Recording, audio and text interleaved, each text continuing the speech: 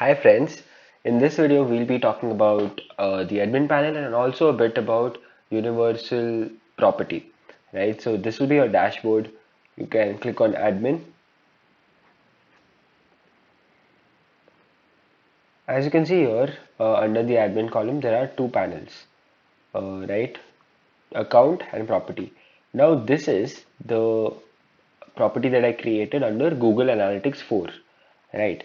There is another property that I've created under universal property.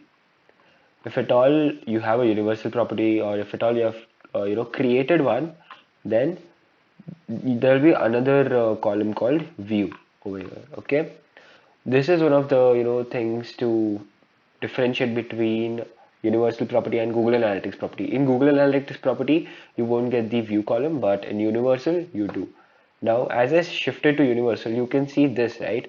On July 1st the property will stop processing data because it's a universal property, right? So it basically says that you have to create a new GA4 property, which is Google Analytics 4 property, and based on that, all the data will be collected and all the further operations will be happening under GA4 property only. Uh, let's say you have a universal property, you have an already existing universal property, right? Now, how can you convert this into a GA4 property? Now, what happens is, let's say you already have been working on universal property since like few months or years, maybe you will have old reports.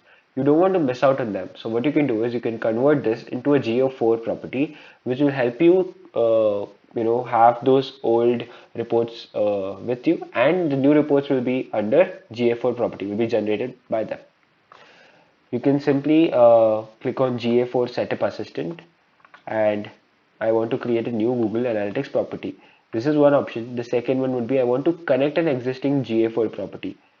Now let's say you already have one GA4 property and you want to connect this particular account, this particular property to that GA4 property. You can do that over here too.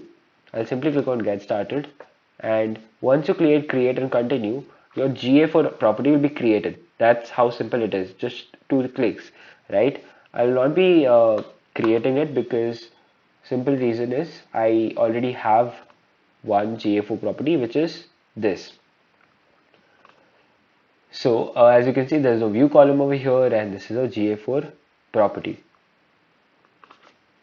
We'll be talking about data streams in the next video, and how you can use how you can actually inculcate iOS or app or even web data for that matter. Stay tuned.